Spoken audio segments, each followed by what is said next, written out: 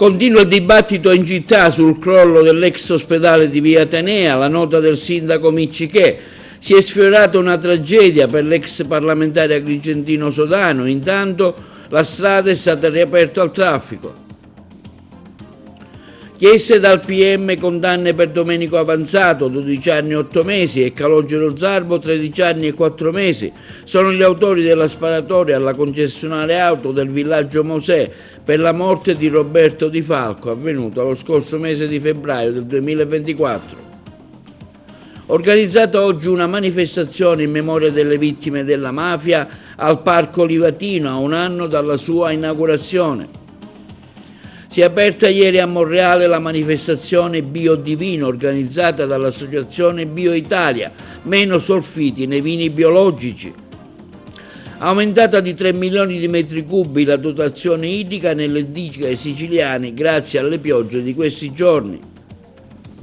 La Sicilia al Salone del Libro di Torino con un suo stand dedicato agli scrittori siciliani.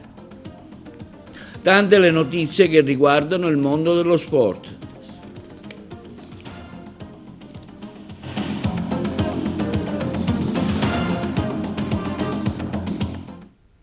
Buongiorno, benvenuti col nuovo appuntamento di oggi sabato 17 maggio. Il sindaco di Agrigento, Francesco Miccichè, interviene a seguito del crollo di una porzione di muro all'interno del cortile dell'ex ospedale civile in via Atenea. Il servizio. Il sindaco di Agrigento, Francesco Miccichè, è intervenuto a seguito del crollo della porzione di muro all'interno del cortile dell'ex ospedale civile in via Atenea, affermando a seguito del crollo di una porzione di muro all'interno del cortile dell'ex ospedale civile di via Atenea, di proprietà dell'Università degli Studi di Palermo, attualmente oggetto di lavori di ristrutturazione per diventare sede universitaria. Ieri, insieme ai tecnici del Vigili del Fuoco, alla Protezione Civile Comunale e ai Carabinieri, mi sono recato personalmente sul posto per un sopralluogo. Dopo una prima messa in sicurezza e l'evacuazione delle aree interessate, opportunamente transennate, i Carabinieri hanno posto i sigilli al cantiere. Anche ieri mattina sono in corso approfondite ricognizioni e valutazioni tecniche effettuate dall'Alto a cantiere sequestrato per verificare le condizioni del muro crollato e delle aree perimetrali. In attesa di accertare le cause del cedimento strutturale, la Protezione Civile Comunale ha richiesto alla Polizia Municipale di individuare percorsi alternativi sulla via Atenea che consentiranno l'accesso alle abitazioni, considerato che l'ingresso di Ponte di Porta è stato al momento interdetto. Sono stati attivati gli interventi di AICA per l'isolamento della rete fognaria e la chiusura delle utenze adiacenti al muro crollato. Inoltre un'impresa incaricata dal Comune di Agrigento è al lavoro per rafforzare la messa in sicurezza delle aree interdette con ulteriori transennamenti secondo quanto disposto dal comandante dei Carabinieri presente durante i sopralluoghi. Le cause del crollo, fortunatamente avvenuto in orario non lavorativo, afferma il sindaco di Agrigento, senza il coinvolgimento di operai, cittadini o turisti ospitati nei vicini B&B, devono essere accertate con rigore. In tal senso saranno richieste dal Comune di Agrigento le opportune spiegazioni al RUP e al direttore dei lavori del cantiere, cui spetta il compito di chiarire le dinamiche sull'accaduto. La nostra priorità adesso, afferma Miccichè, è restituire quanto prima sicurezza, normalità e piena agibilità a chi da ieri si è visto privato della propria abitazione. Ci auguriamo, continua Miccichè, che il cantiere possa essere al più presto riconsegnato all'impresa, che dovrà intervenire con urgenza per il consolidamento e il ripristino delle strutture crollate, operando in modo efficace con tempistiche certe. Confido che venga fatta piena chiarezza sull'accaduto, conclude Miccichè, che siano attualmente accertate le varie responsabilità e che il progetto di creare una sede universitaria nel cuore della nostra città possa proseguire non solo come visione, ma come concreta opportunità di crescita e rilancio per Agrigento. Non ci sarà più un'università in via Atenea, solo la pioggia ha fermato una tragedia. Questo quanto afferma l'ex parlamentare agrigentino Michele Sodano. Il servizio. Su quanto successo ad Agrigento è intervenuto l'ex parlamentare di 5 Stelle, onorevole Michele Sodano. affermando: ieri pioveva a dirotto, solo per questo motivo gli operai avevano abbandonato il cantiere e solo per questo oggi non stiamo contando le vittime. Ma la pioggia non c'entra con il crollo dell'edificio che avrebbe dovuto ospitare l'Università di Agrigento, un presidio che tutti stavamo aspettando come occasione di riscatto della nostra città. C'entra invece l'approssimazione, uno scavo di almeno 3 metri, eseguito senza puntellamenti, senza rinforzi, una leggerezza inaccettabile che perfino uno studente al primo anno di geometra avrebbe saputo riconoscere. Forse scavavano per installare delle cisterne, forse un ascensore, ma la verità, afferma Sodano, che anche qui si ripete lo schema che sta devastando la nostra città.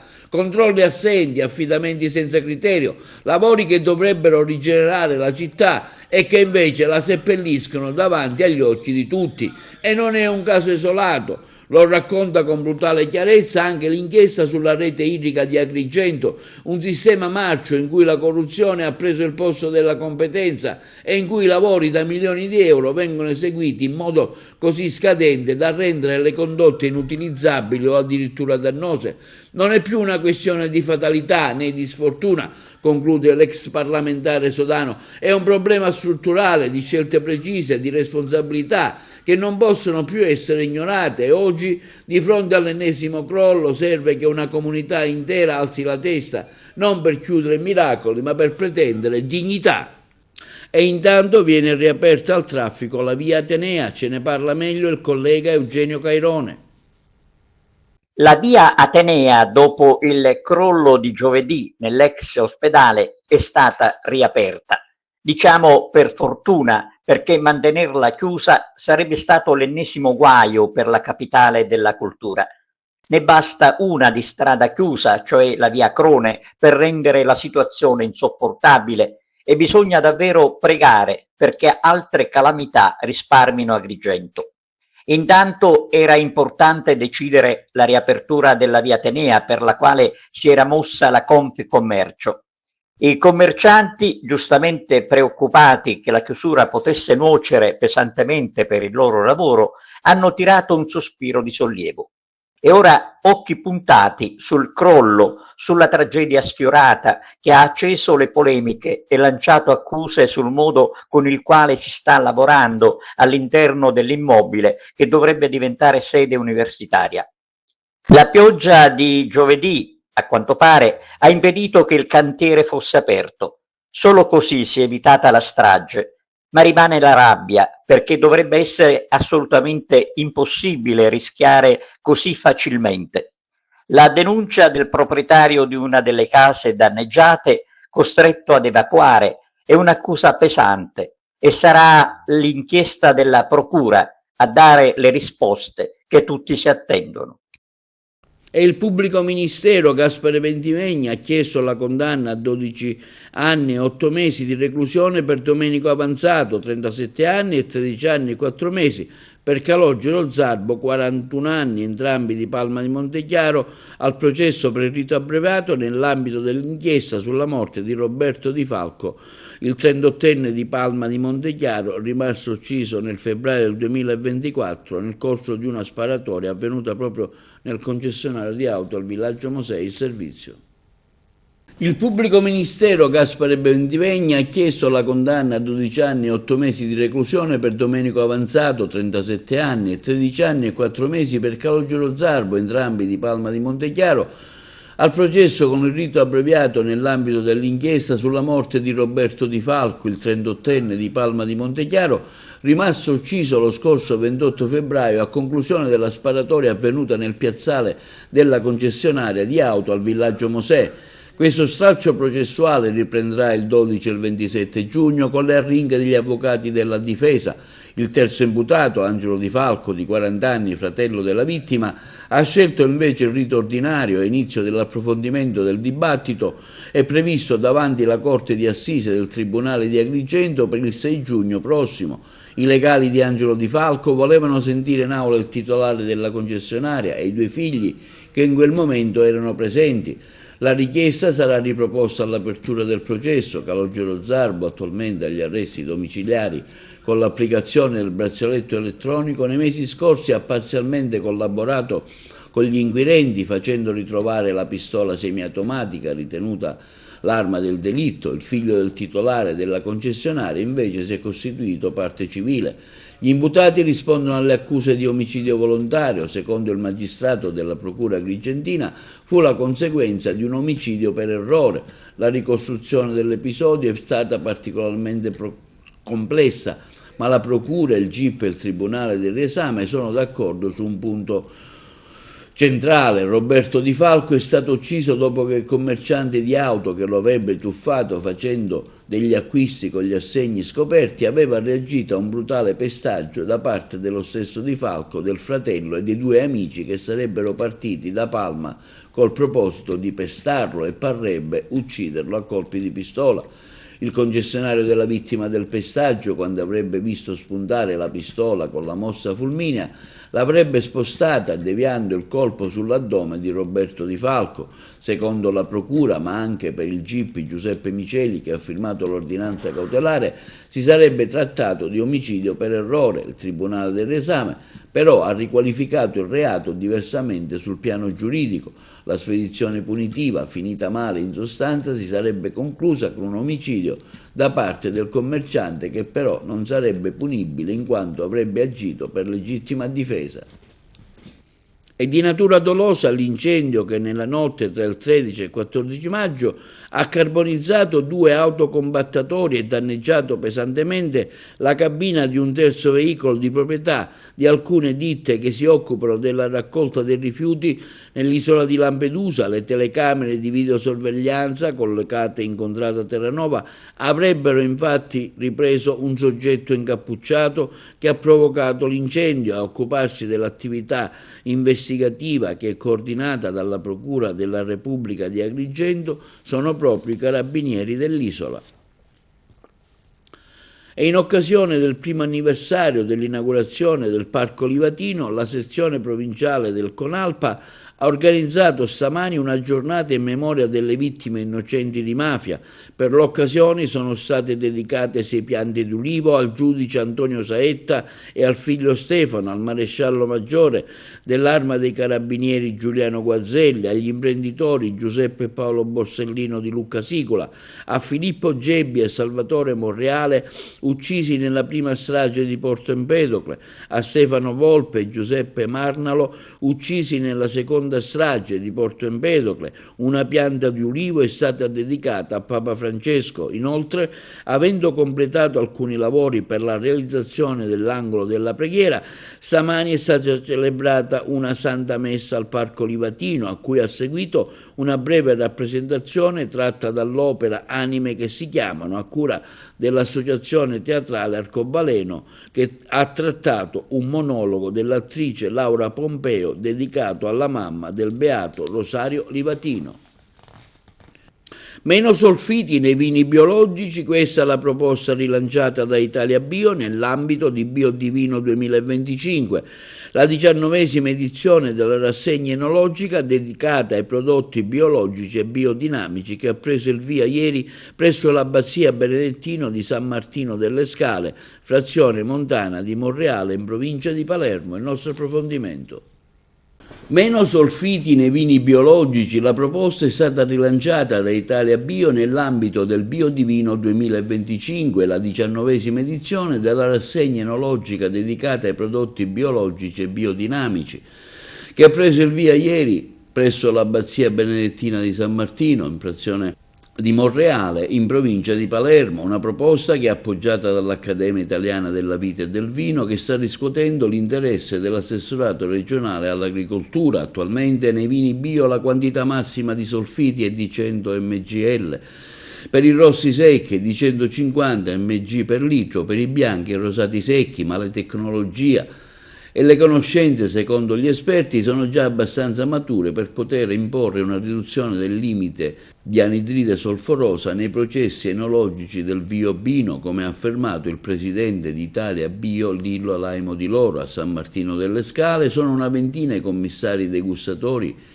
invitati da Italia Bio e provenienti da numerose regioni italiane che da altri paesi europei, che partecipano alle degustazioni e alla valutazione dei vini proposti dalle cantine che hanno aderito all'iniziativa.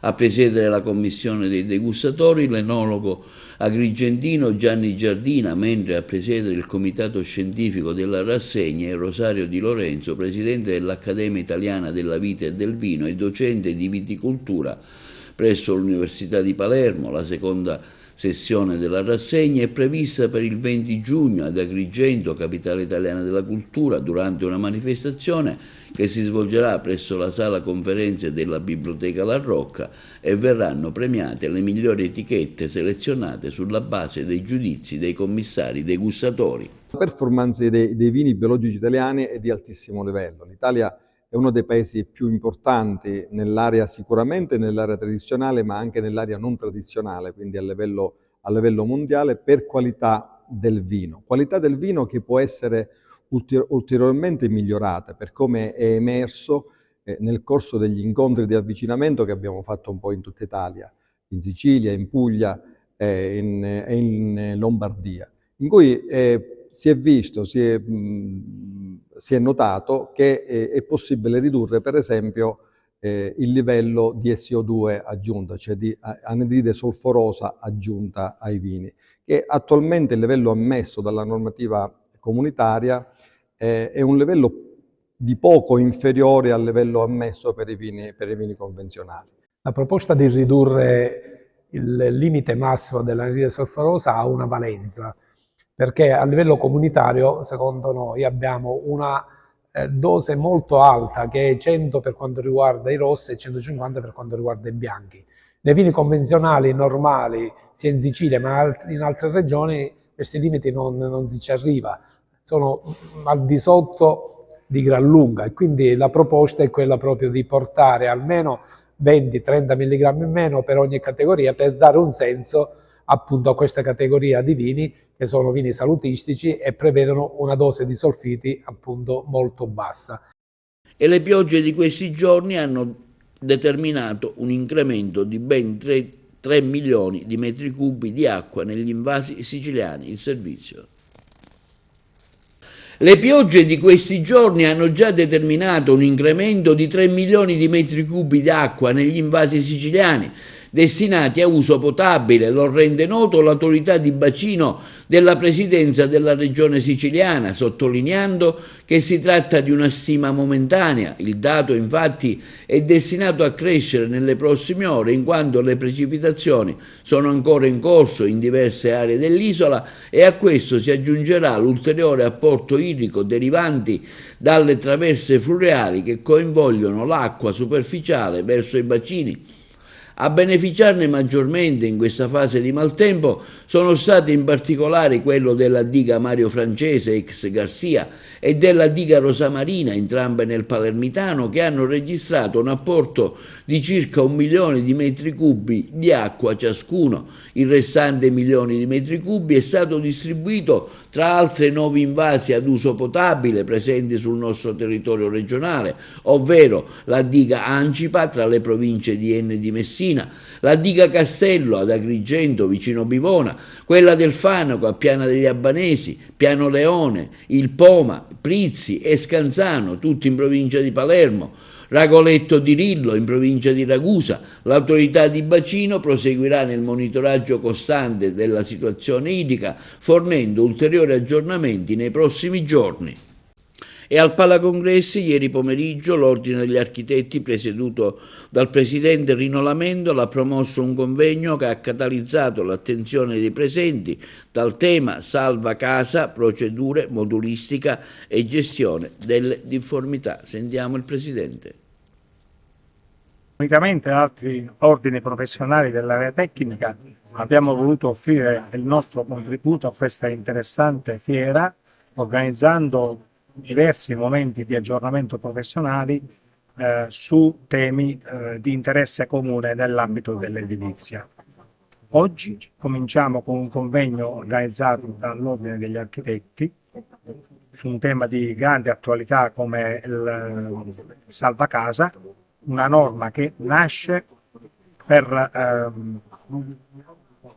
sistemare, per superare piccole difformità edilizie e per stimolare il recupero e la valorizzazione del patrimonio edilizio esistente.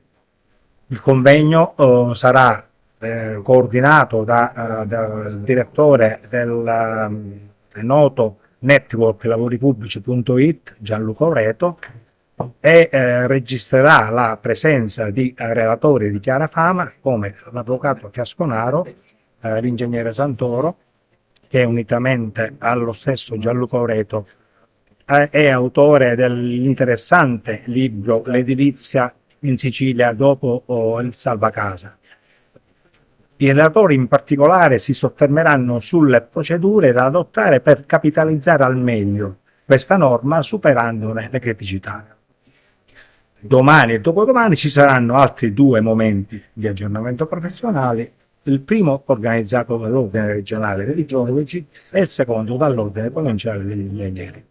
L'evento di oggi ad Agrigento è molto interessante perché mette insieme le competenze di chi è giurista con i tecnici per risolvere un problema molto grosso che c'è oggi nella società italiana e siciliana, la poca chiarezza delle norme e la difficoltà di interpretarle. Questo grosso problema viene affrontato bene con occasioni di confronto e di incontro come quello di oggi ed è uno spazio di dialogo che va il più possibile utilizzato e mantenuto all'interno della nostra società. Per questa ragione ben vengano queste iniziative. Questo evento nasce da un'esigenza concreta che è quella di comprendere le modalità applicative del salvacasa nella nostra regione, una regione che ha recepito il testo unico edilizia nazionale nel 2016 e che nel corso degli anni ha dovuto modificare in corso d'opera questa legge per far fronte alle numerose modifiche che il legislatore nazionale ha portato al 380.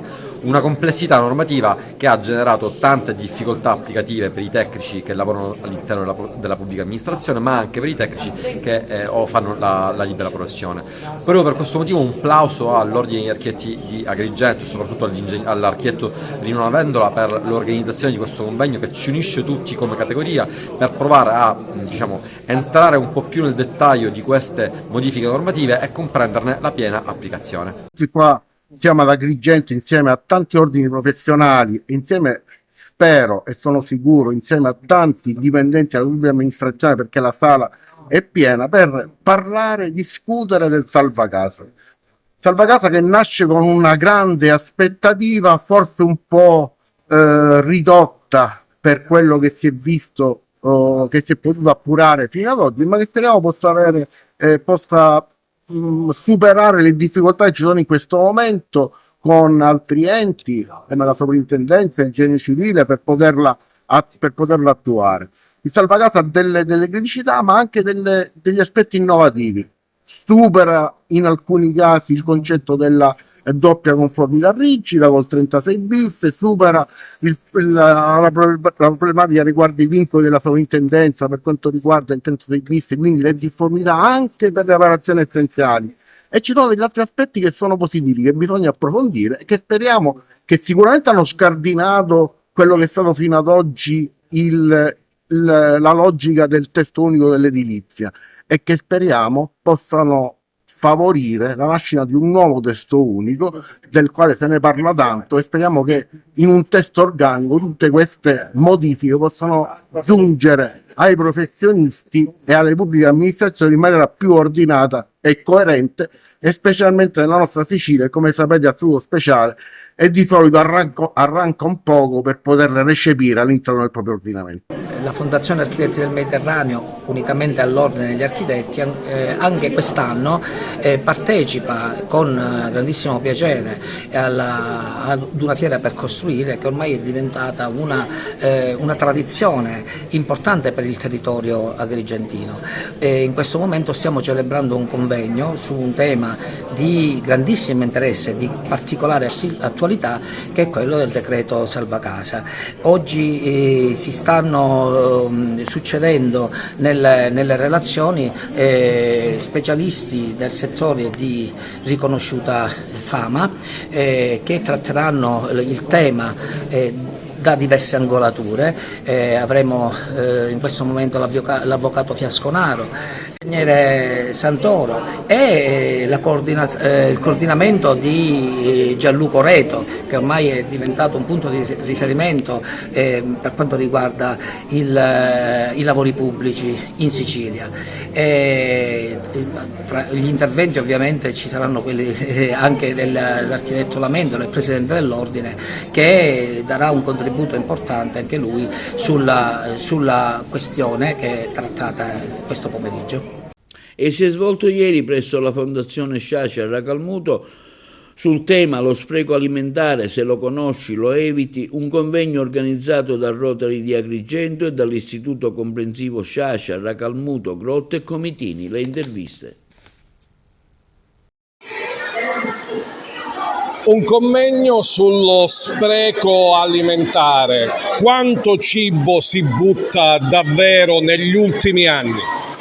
Allora, buongiorno a tutti.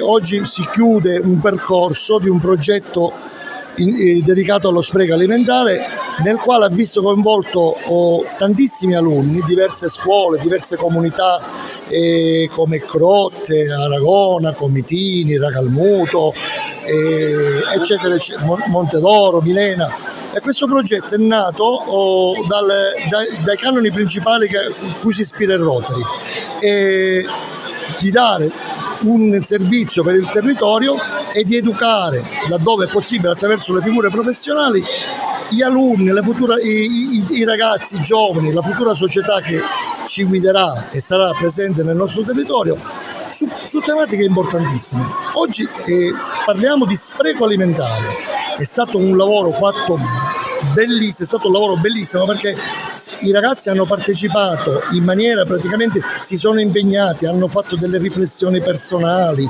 hanno realizzato, come vedete, tantissimi tabelloni, hanno fatto dei video, delle poesie, e quindi per noi la più grande soddisfazione è quella che c'è stata una ricaduta che praticamente ci ha reso orgogliosi di questo progetto e del fine che è stato raggiunto, grazie alla collaborazione delle scuole, delle istituzioni e di tanti altri colleghi, professori e insegnanti che ci hanno dato una mano d'aiuto. È facile far capire il concetto di non sprecare gli alimenti? Sorprendentemente le devo dire di sì. Non ci aspettavamo questo riscontro con i ragazzi che hanno vissuto con tanto entusiasmo, ma soprattutto con tanta serietà questa esperienza. Per come diceva il professore Saia, prova ne sia tutti i lavori, tutti questi elaborati che hanno realizzato e che adesso verranno portati all'attenzione del distretto Sicilia-Malta del nostro Rotary International, che provvederà poi a scegliere l'elaborato migliore per premiarlo. La reazione, l'entusiasmo dei ragazzi lei la può notare anche stamattina. Abbiamo parlato di acqua, di consumo dell'acqua, appunto, e oltre che dello spreco alimentare, delle buone abitudini alimentari. Dottoressa Campo, l'importanza di far capire agli studenti, soprattutto nell'attuale periodo in cui in determinati continenti il cibo viene desiderato, di non sprecarlo.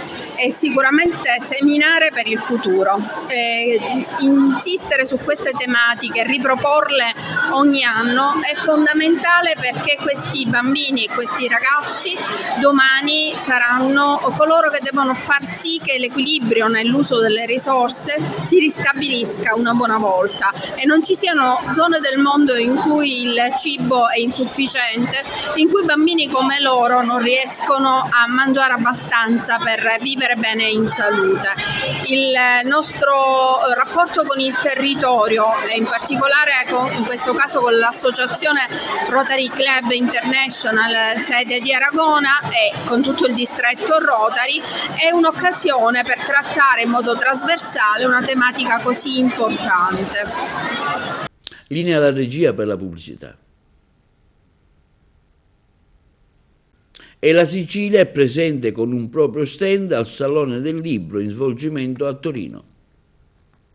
Anche quest'anno la regione siciliana è presente al Salone del Libro attraverso questo magnifico stand allestito dalla ormai espertissima squadra di colleghi della Biblioteca Centrale della Regione Siciliana. I pannelli che ne vedete uno dietro si legano benissimo attraverso le opere dei grandi scrittori siciliani al tema generale che il Salone del Libro quest'anno ha scelto, le parole tra noi leggere. Quindi il tema che ricorre in questi incisi desunti dall'opera degli scrittori come Pirandello, Goliarda Sapienza, Camilleri, Tomasi di Lampedusa e altri, si legano proprio a questo concetto, l'importanza della parola. La Regione Siciliana qui è presente attraverso una serie di eventi di presentazione di pubblicazioni che illustrano l'attività editoriale costante e indefessa della nostra amministrazione, ma si vengono presentate anche opere nuove a cura dell'Associazione Siciliana degli Editori, che ha lo stand dietro a quello nostro, quello istituzionale. Io sono qui presente e sono veramente lieta di partecipare anche nella qualità di dirigente responsabile del centro catalogo, di cui conservo il ruolo perché sono stata fino a pochi giorni fa anche dirigente a interim della biblioteca, e adesso invece è subentrata a pieno titolo la dottoressa Patrizia Valenti, una validissima collega che è al timone della biblioteca. Come centro catalogo abbiamo curato un video per valorizzare la figura e l'opera di Angela Daneu Lattanzi, la prima bibliotecaria donna che ha salvato il prezioso patrimonio antico della biblioteca dai bombardamenti della contraerea nell'ultimo conflitto. Chiesa la condanna a 12 anni di carcere per Andrea Bonafede. Dalla procura di Palermo ritirava le ricette per conto del boss Matteo Messina Denaro. I colleghi di Trapani. La Procura Generale di Palermo ha chiesto una condanna a 12 anni di reclusione per Andrea Bonafede, classe 69, ex dipendente comunale di Campobello di Mazzara, in quello che è il processo d'appello che lo vede imputato per presunta appartenenza a Cosa Nostra. L'uomo già condannato in primo grado a 6 anni e 8 mesi per favoreggiamento è accusato di aver agevolato la latitanza di Matteo Messina Denaro occupandosi di ritirare e trasmettere ricette mediche necessarie alle cure del boss malato di tumore. Secondo gli inquirenti, Bonafede avrebbe avuto un ruolo ben più attivo e consapevole. Non si sarebbe infatti limitato a prestare un favore, ma avrebbe collaborato con il sistema mafioso. Le indagini hanno ricostruito oltre 140 ricette mediche gestite da lui, consegnate dallo studio del dottor Alfonso Tumbarello, medico personale del capomafia, anche lui in arresto. Il nome Andrea Bonafede era già noto e quello utilizzato da Messina Denaro durante la sua latitanza, ma si tratta di un omonimo e parente dell'imputato che ha sempre sostenuto di aver semplicemente aiutato il cugino, ignaro che dietro a quella richiesta di discrezione ci fosse in realtà il boss mafioso. Secondo la sua versione avrebbe agito per riservatezza, convinto che si trattasse di un problema oncologico che il cugino voleva tenere nascosto alla famiglia, ma le dichiarazioni dell'imputato non hanno convinto la procura, che già in primo grado aveva contestato l'articolo 416 bis, ovvero l'associazione mafiosa, accusa però non accolta dal GUP Rosario Di Gioia, che optò per una condanna più lieve per favoreggiamento. Da qui il ricorso in appello e la nuova richiesta, quasi doppia rispetto alla pena precedente. Bonafede sarebbe stato dunque parte di una rete strutturata con un compito ben preciso, garantire cioè assistenza sanitaria al super boss senza destare sospetti, un ruolo, quello del postino sanitario, che secondo l'accusa denota una piena consapevolezza del contesto mafioso e non può essere ridotto a una semplice cortesia familiare. L'arresto di Bonafede è avvenuto a febbraio 2023, poche settimane dopo la cattura di Matteo Messina Denaro, avvenuta, lo ricordiamo, il 16 gennaio dello stesso anno. La richiesta di condanna a 12 anni, presentata dal sostituto procuratore generale Carlo Marzella, punta dunque a far riconoscere l'appartenenza piena di Bonafede a Cosa Nostra, alla luce del suo ruolo funzionale alla sopravvivenza delle boss in clandestinità.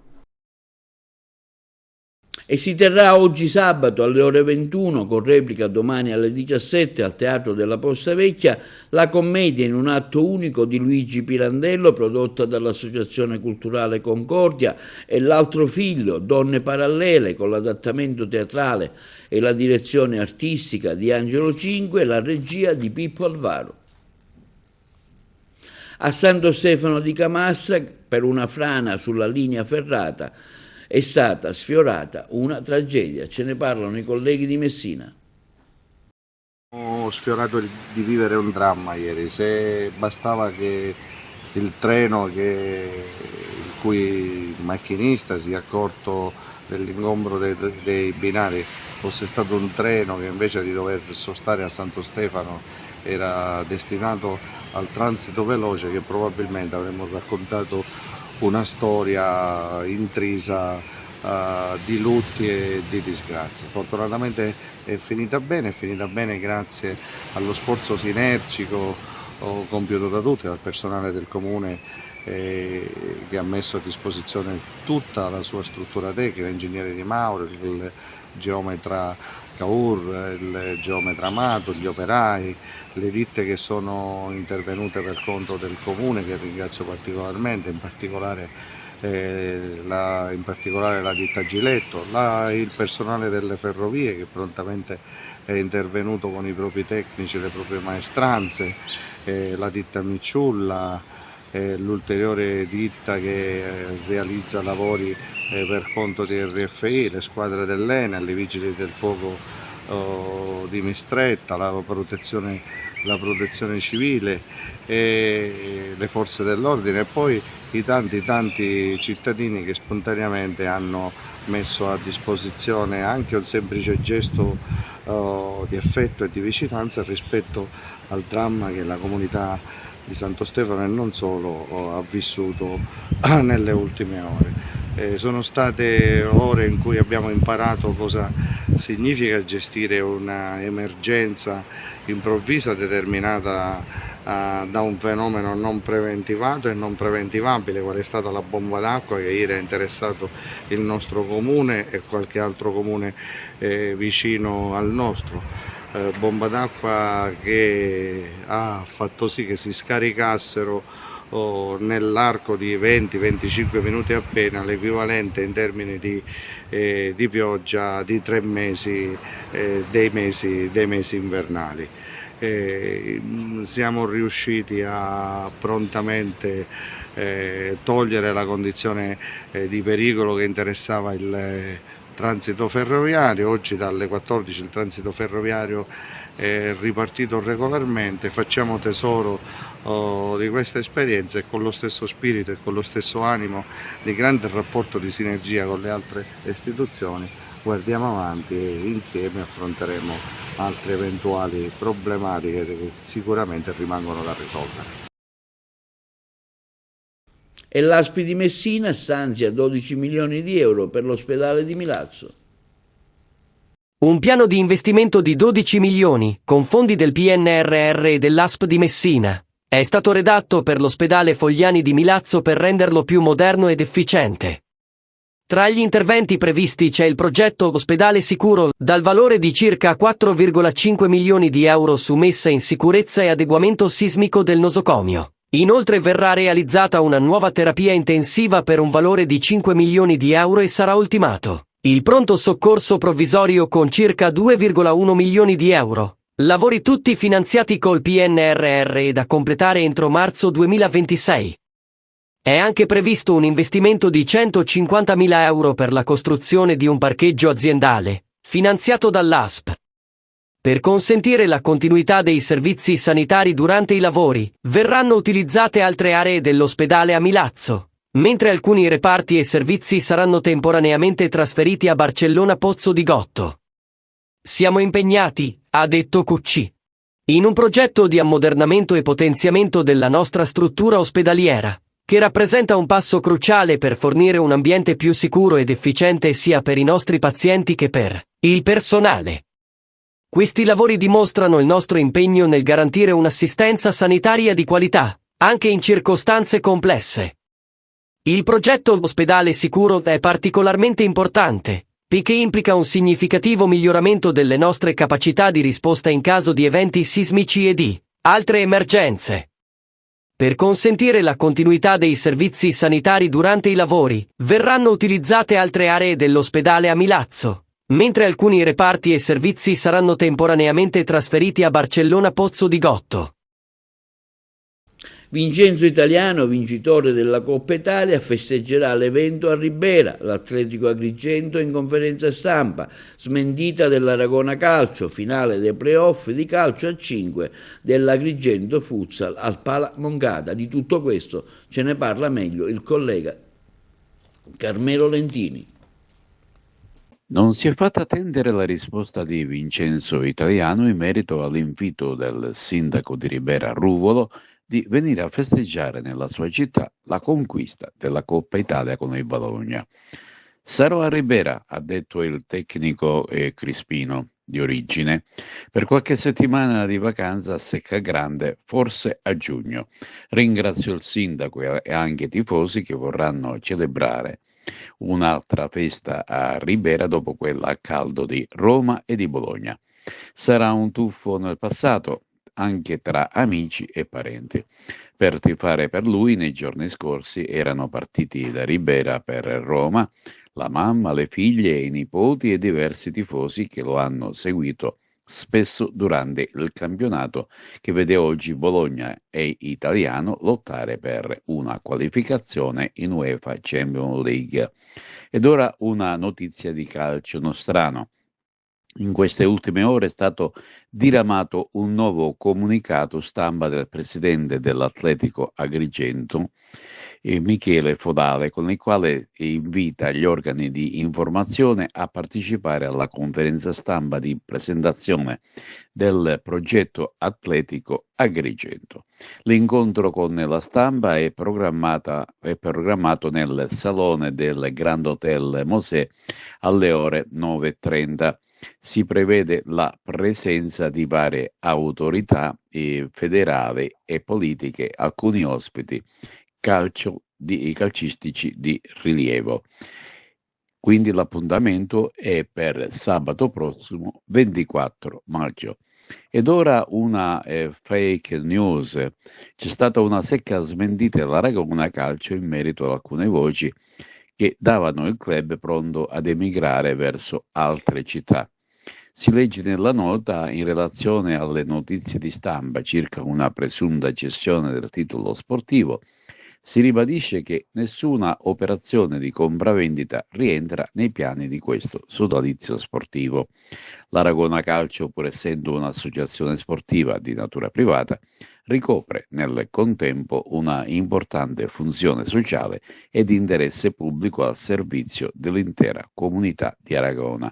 Piuttosto si sta lavorando per costruire un progetto ancora più ambizioso attraverso un allargamento della base societaria già in atto e che nei prossimi giorni sarà reso noto. E concludiamo con un paio di appuntamenti di fine settimana. Grande appuntamento questo sabato pomeriggio al Pala Moncada di Porto Empedocle per la finale playoff di Serie C2 di calcio a 5 tra l'Agrigento Futsal e il Nicosia Futsal, che vince approda in Serie C1. L'inizio è programmato per le ore 16:30 e l'Agrigento Futsal del tecnico Burgio mira alla storica promozione in Serie C1, in una sfida che vale una intera stagione. Sul parquet del Pala Moncada saranno di fronte due squadre agguerrite, compatte e determinate, per cui la compagine dei Templi invita i propri tifosi ad affollare il palazzetto e spingere con il proprio calore la squadra verso l'ambito traguardo. Durante l'evento è prevista anche tanta musica live. Infine, sempre questo sabato 17 maggio, allo Stadio Asseneto, a partire dalle ore 16:30, si giocherà il ritorno dei playoff regionali Under 16 tra l'Acragas e lo Sciacca Soccer. I ragazzi dei tecnici Emiliano Bellavia e Dino De Rosa si erano imposti nella gara di andata con il risultato di 1-3. L'ingresso allo Stadio del Seneto è libero.